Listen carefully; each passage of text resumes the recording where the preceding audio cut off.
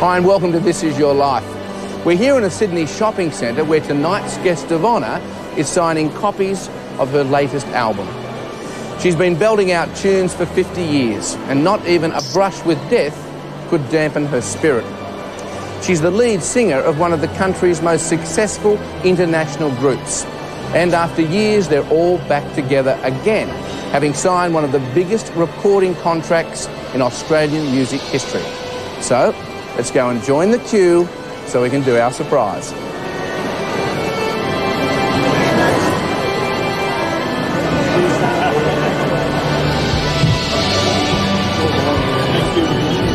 One person. Okay, keep rattling along, folks. Keep rattling along. Keep them rattling along. Keep them rattling along. Oh, you're kidding. Judith Durham, this is your life. That's ridiculous.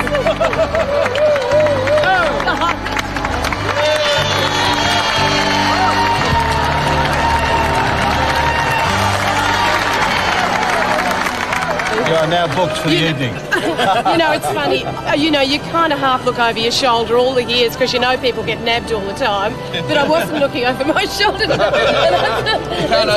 You can't open it though. No. Let's read that tonight.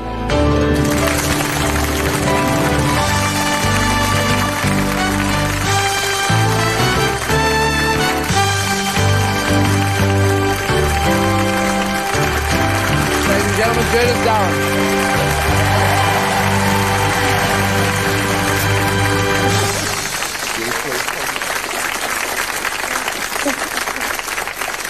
Judith Mavis Durham. You're born on July 3rd, 1943, the second of two daughters to Bill and Hazel.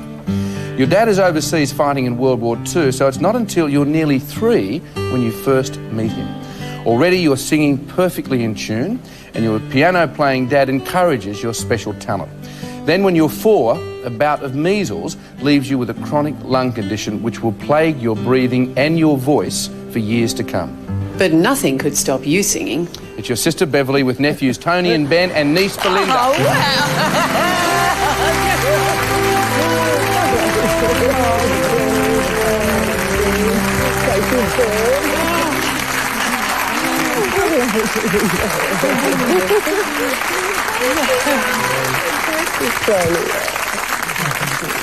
Beverly, was Judith that determined to sing? Absolutely, right from the word go. In fact, she said to me when she was 9 years old, I'm going to sing on all the stages around the world and I'm going to be famous. You're really Judith's only family, aren't you? Well, the closest family. We all are, really, and we've been very close all our lives. We've shared music, and because I'm a singer as well. And I just want to say, you're such a wonderful sister. Oh, Bev. We've shared everything, haven't we? Bev's a fantastic singer too. No, it's a thrill for me. Belinda, you three have always been particularly close to Judith, We've haven't all you? been really close. She's just a wonderful person, always very positive and has positive encouragement for everything we do, and we just love her dearly. Oh, that's wonderful. Thank you so much. It's unreal. Musicians as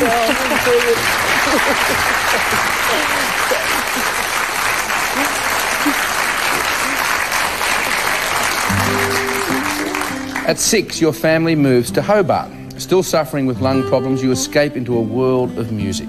The family returns to Melbourne when you're 13 and your future career jumps out at you from the family's first television set. Judith, you were born to be a star. It's your music teacher and mentor, Ronald Farron Price.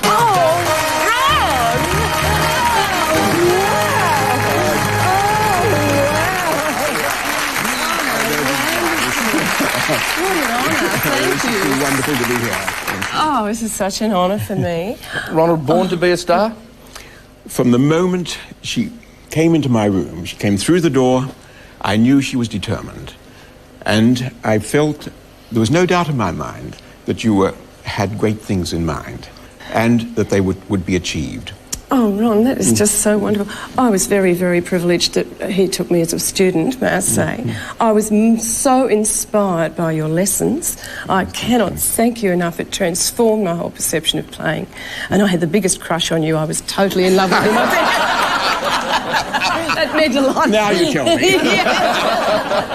Thank you very, very much. Thank you very much. Thank you.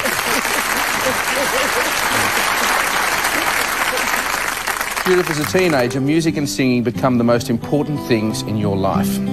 You even take your sheet music to parties. In fact, you really always enjoy more singing than socialising, true? Oh, yes, absolutely. Yes, I've always felt very insecure and shy. So, yes, I mean, as a performer, I feel that I'm in my element, I suppose. Well, you set your sights then on being an opera singer because you're convinced you don't have the confidence to be a pop singer. And coming up after the break, Judith Durham and the Seekers turn the music world on its ear. But first, let's hear from one of your greatest fans. Judith, am I pleased to be talking to you today? How's that beautiful shiny hair of yours? I took your tips and have used your shampoo and the hairbrush you lent me. Remember that? Judith, I'm so honoured to be talking to you today because I remember those days when we met with Ron, and I remember going to the hospital with you, and I remember being so frustrated that Ron couldn't use his hands to play the piano. You just were the most extraordinary couple. And I always think about Ron, and I use him in many of my speeches about motor neurone disease and how difficult it must have been for him to come to terms with not being able to use his hands, although he knew the song in his head and his heart. Judith, I send you all my love, all the way from here, from the UK. I long to see you again soon, and I'm very sorry I haven't replied to my last letter. Lots and lots of love from us all, and we're with you always, as you know.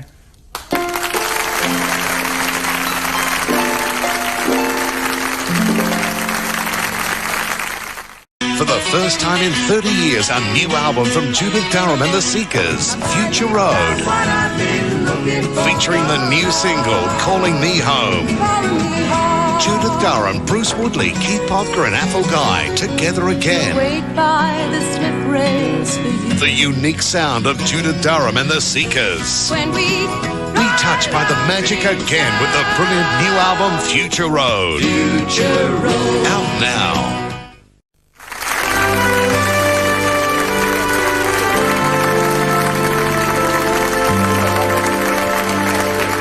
Welcome back to the Judith Durham story. You're 18 in 1961 when the jazz craze hits Melbourne. You get a gig singing with the University Jazz Band at the Memphis Club. It's the start of an abiding passion for jazz. So you give up that opera career and the name you were born with. Why do you do that? Why did you do that? When you opened the show, you said Judith Mavis Durham. I was actually Judith Mavis Cock when I started. Right. Yes, and right. so it wasn't as big a show business name. No. So no. Durham was Mum's maiden name. Well, your nights are filled with jazz. Your days are spent in advertising with J. Walter Thompson. You work there as a secretary, and it's now that fate plays a hand. You meet Athol Guy, a member of an unknown band, and they ask you to join. That group is called the Seekers. It's not long before the band sails to England for what is to be a 10-week trip. Yes. They never asked me to join them, you know. It was going to be 10 weeks and that was it. It's amazing, isn't it? Yes. Well, you stay 4 years. Yes. And your life is never the same again. For we know we'll never find another Jew. It's the other three Seekers, ladies and gentlemen. Athol Guy, Keith Popker and Bruce Woodley. Oh, goodness me. Thank you.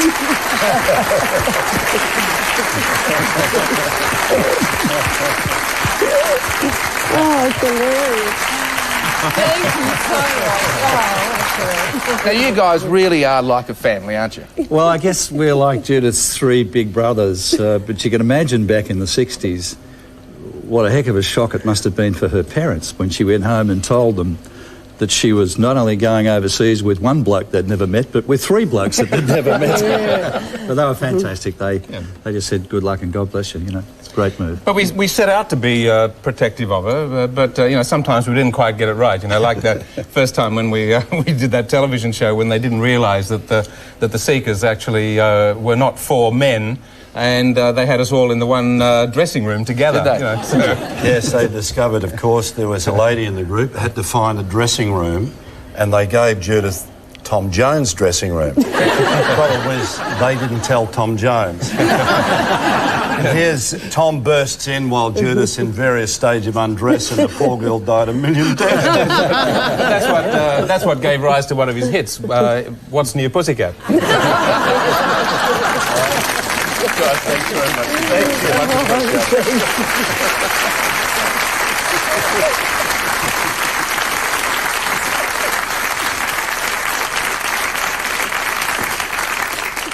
Judith, you're only 21 in 1965 when the Seekers rewrite the history books with the single I'll Never Find Another You.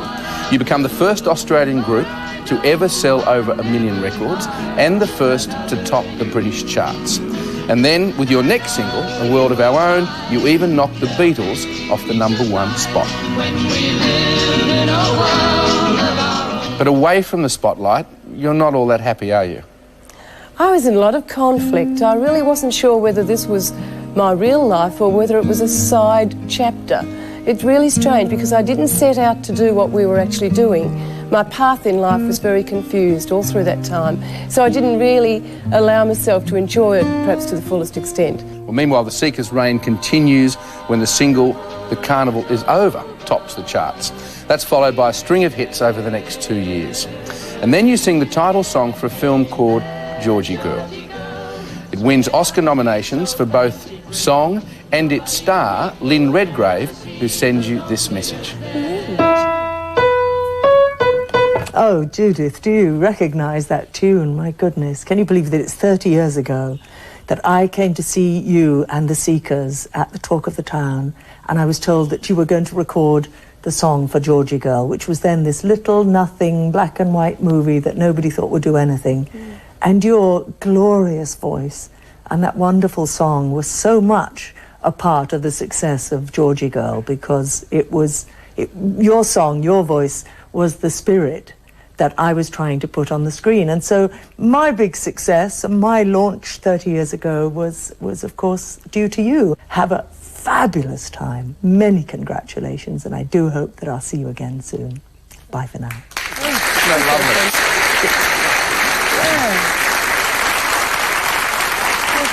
What a lovely message.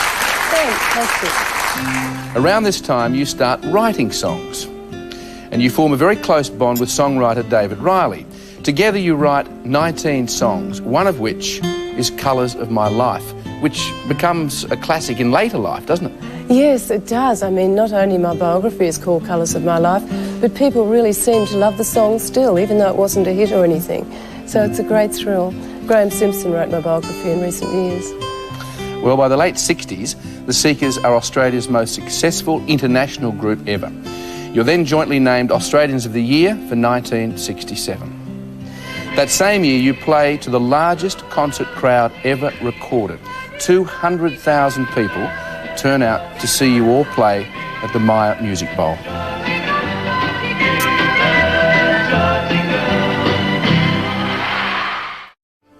At 25, you're at the pinnacle of your career and fame. Then out of the blue, in 1968, you announce you're quitting the Seekers. Millions of your fans are stunned. Thank you. Thank you very, very much. And goodbye, because I'm afraid tonight the carnival really is over.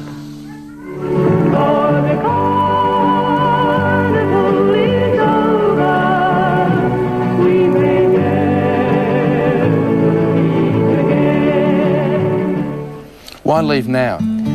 Boy, it was a very, very hard thing to do. I gave the guys 6 months' notice, which we'd all discussed, you know, would be the only way we could do it. And but I didn't know what I was going to do. All I knew was I needed to do some other things in life and just try and find myself in some way. I kind of felt I'd got a bit lost along the way as a person and musically speaking. So I came back to Melbourne. I mean, it's amazing when you think about it. But that's what had to happen, and I know it was the right thing to do for me, but I'll never get over the sadness it caused, and I feel deeply sorry about that for the public. Well, it's not long after that farewell performance you team up with English musician Ron Edgeworth. He not only becomes your musical director, but then your husband.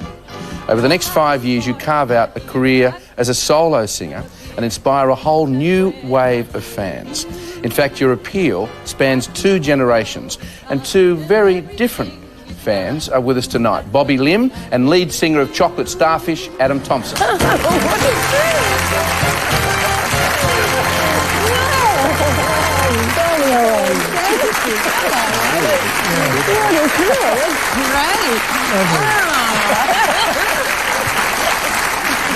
Bobby, you've performed with Judith several times, haven't you? And the amazing thing is that all these years, Judith's voice has just remained just as pure, and you've got a God-given gift, of course, you have perfect pitch, which is absolutely wonderful, particularly with a group. But a lot of people sort of associate Judith just with the Seekers, but a lot of people don't know that she's one of the best gospel singers I've ever heard, a folk singer, jazz singer. I'm your biggest fan. Oh, thank you. And Bobby's such an inspiration. I mean, all my life, it's been so great to see him too. Thank you. And Adam, you've performed with Judith as well. Absolutely. I always try and bring the unpredictable to a live performance, and I asked Judith would she mind getting up and singing Georgie Girl with Chocolate Starfish, who are notoriously a sweaty rock band and quite different to Judith's image, of course. They were very sweaty, I can tell you. Much to my surprise, she actually accepted the offer, and well, everything turned out well. We got a standing ovation, and since then we've remained really good friends, and even wrote together this year in Los Angeles. And absolutely, and I have the greatest admiration for Adam. It's opened my eyes to another world. Fantastic. And maybe more in the future, perhaps. Maybe even a duet together, who knows? I hope so. He's a great writer and a great performer, and it was such a privilege to sing for his audience. You know, they really got into it, and it was a great definitely night. my honour, Judith. Oh boy, thank you very much. Thanks both for joining us. Thank you. Okay. Thank you. Thanks, Bobby.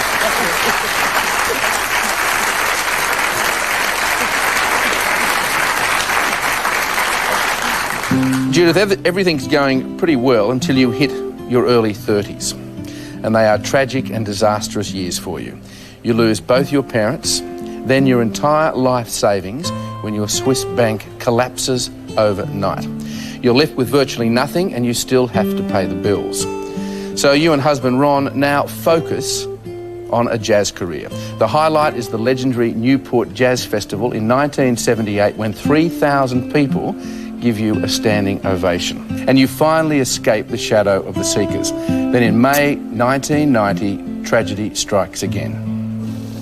Former Seekers lead singer Judith Durham is in a serious but stable condition in Melbourne's Alfred Hospital after a head-on car crash on the Calder Highway northwest of Melbourne.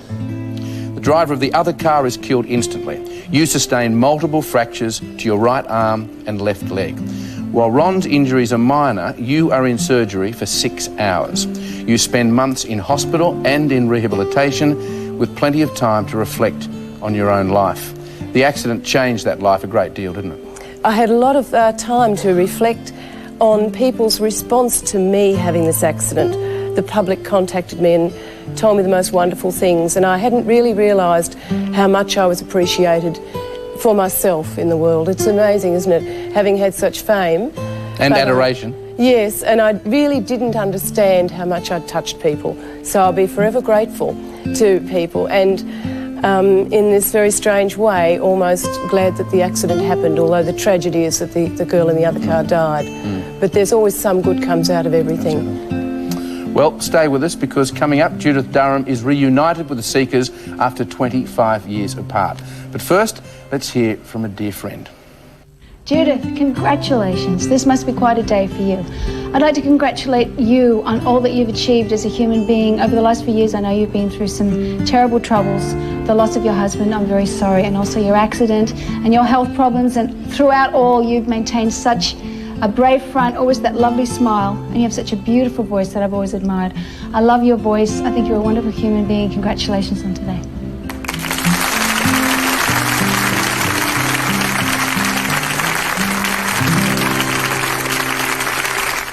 They thought the carnival was over. Say goodbye, my own lover. But Australia just won't let go of the Seekers.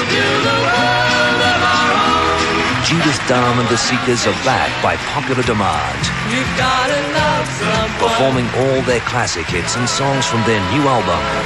It's calling me home. The Seekers' 30th anniversary tour. Limited shows only. Book now. Feels so good.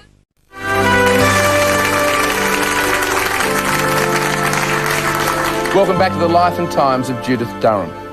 It's now 1992. You and Ron are just getting your lives back together and your world collapses again. Ron is diagnosed with motor neurone disease. You're told it will paralyse and eventually kill him. How did you both face that?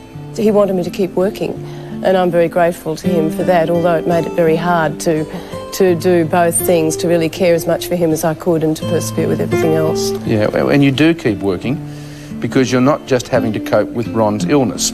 Months before, you commit to a momentous reunion. In 1993, after 25 years apart, the Seekers are getting back together. The Seekers reunion tour is a runaway success, and it's now fans from 2 and 3 generations who are flocking to your concerts. As soon as the reunion tour is over, you devote yourself entirely to caring for Ron. You also take on the role as patron of the Motor Neurone Disease Association.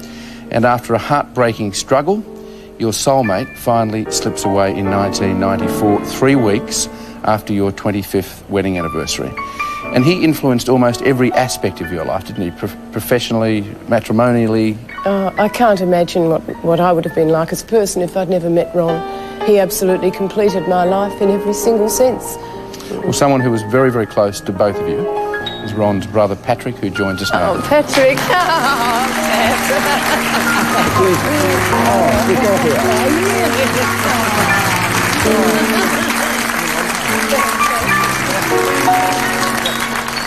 Judith and your brother had something very, very special, didn't they? Oh, as I say, we were married 25 years. They packed 50 years into it.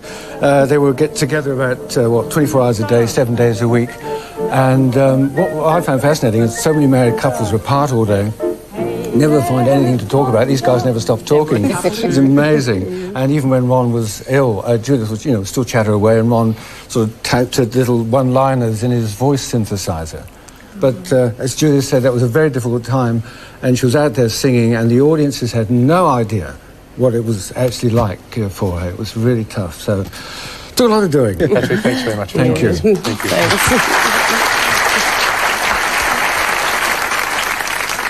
Only 2 years ago, you're awarded the Order of Australia, and lately you continue to record songs you're writing yourself. And as we said earlier, you started that songwriting career with David Riley, whom we've flown all the way from the UK to be with you tonight. I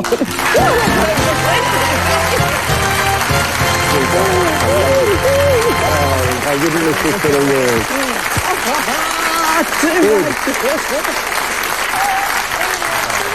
How are you? That's incredible. Judith is really like a sister to you, isn't she? Well, yes, I was 17 years old when I first met Judith, and my father was a musician who was working with Judith, and she, introduced me. And I always felt I should look up to Judith, but she was too short, really. David started me as a writer. I mean, when you think about it, I had never actually started to think about writing songs. And David asked me to collaborate with him, and look, Colours of My Life came out of it.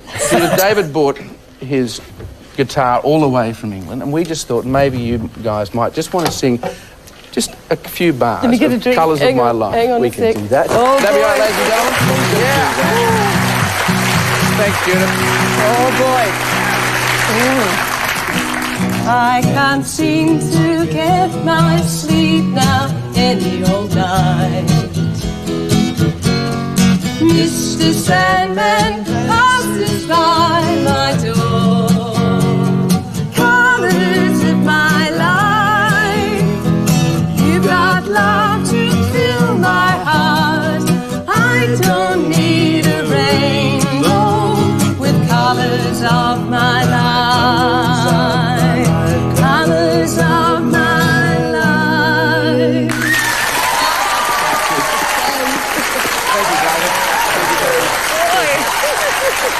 Thanks, Judith.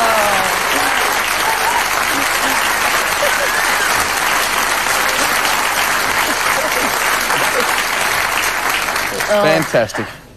Judith, over the last 4 decades, you play such an important role in our musical heritage. A 3rd generation of Australians is now buying your music, and you've always been such a true ambassador all over the world for us, someone with the utmost dignity and courage. Judith Durham, this is your life. Thank you very, very much. Thank you.